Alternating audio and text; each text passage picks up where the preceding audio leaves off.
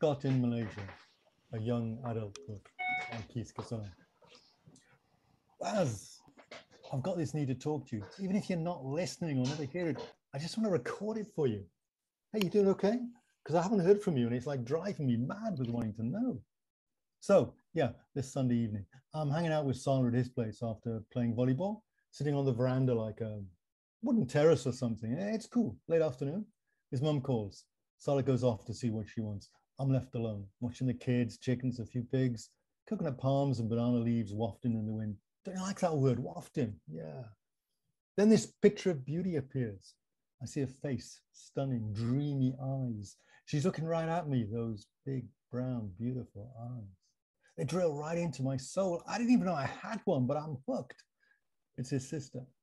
She hands me a glass of coconut juice and smiles at me. Yeah, directly at me, smiles. She's stunning. My heart's beating loudly. Time stops. She's smiling at me and I say, well, stutter, thank you. Sala returns and I turn to say something like, hey man, what took you? I turn back. She's gone. Scott, let's go for a ride. Now, I'm sure Sala said that to divert me, get me away from his sister. I don't even know her name. All I can see is a smile. I shake my head to clear it and try to focus. We ride out of the kampong and along the canal banks. So, Was, I'm in love. Crazy, eh? After, as I'm saying goodbye to Sala, I see his sister at the side of the house waiting for me to return. Oh man, I felt her eyes on me as I cycled away. I dreamt of her all night. I'm so besotted. Besotted. Cool word, eh?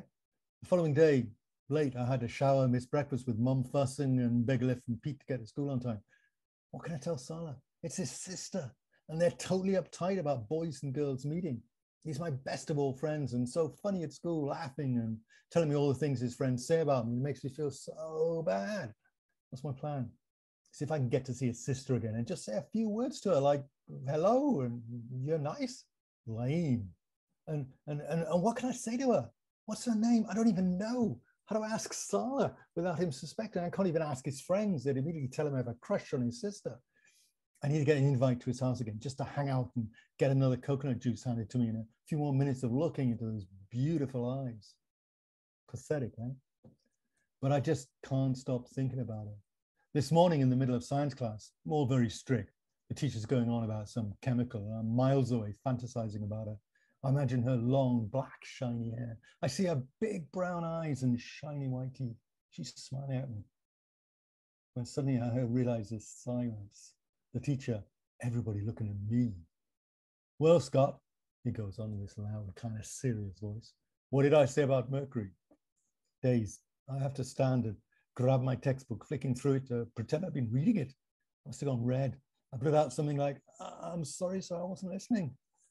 I've got my book in front of me. Some guys giggle that the teacher is like real strict and tells me to sit down and focus on the class. Pay attention, he shouts, and the class gets quiet again. But the boys smirk at me at the end of the lesson. Sala punches me on the arm and asks what I was dreaming about. He laughs. Like Lurch from the Addams Family, I mumble something and rush to the bathroom to throw water on my face and get a grip. Embarrassing? Yeah, totally. What are you up to? Still nothing. Hey man, write and tell me stuff. I miss your creepy laugh. Captain's Log, Starship Malaysia, 10 p.m. Sunday, October 10th, 1982. Scott Mitchell reporting for Starship Malaysia on life in the Malay countryside. It's 1 million miles away from the city. I've been invited to spend the day at Sala's place in a village outside of KB. I'm riding a bike with my friend Sala past green fields of paddy rice, small plots of beans, lettuce, and grass with buffalo. This is so peaceful.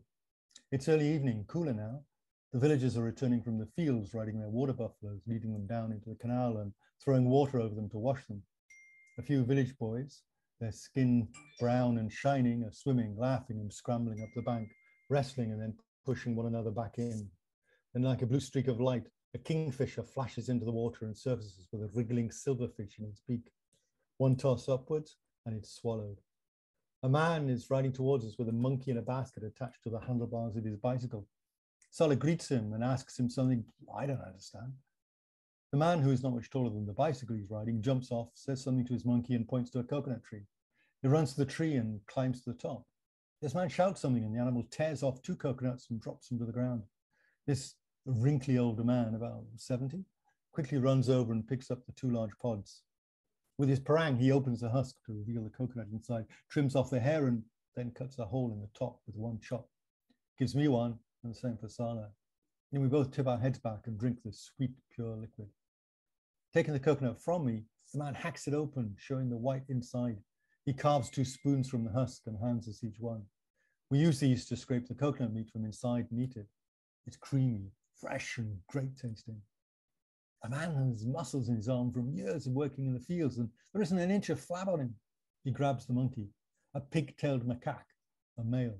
It's got a dark-colored tail that stands straight up. That's why he's called pig-tailed, I guess, with light brown hair and a friendly face of golden hair. His eyes are soft, light brown. You can see he's intelligent, but also kind of cute. I want to cuddle it, but from what I can see, he's got some pretty sharp teeth. So this guy picks up his macaque, that has been sitting quite peacefully watching us, and throws it into the canal. It struggles to climb out, screaming blue murder. Its mouth open, and you can see these razor-sharp canines that could do severe damage. He looks as mad as hell, but Pac, as Sala keeps on calling him, pushes him back in a few more times. You know, it's more like a game, as that monkey could have bitten him, but he doesn't. Maybe he's laughing, just like those kids. Finally, the macaque jumps back into the basket, and away they go. Our man joking and calling out to the other villagers in the fields. His pet looking so comfortable grooming his care, his fur. Now the light is fading and the sun is tinging the clouds pink and slowly sinking behind the coconut palms. A peaceful day in rural Malaysia. Wednesday, October 16th. Wow, it's great to hear from you. So you've written a letter after all this time. Wow, don't burn yourself out, man. What you told me about Denzel? I can't believe it. It's so fucking crazy. I mean, he was a star, famous, ace football player, captain. He even talked to me once. I passed him in the corridor and he said something like, "You're that volleyball player. Good on you." Pick of any girl he wanted. But that drug stuff?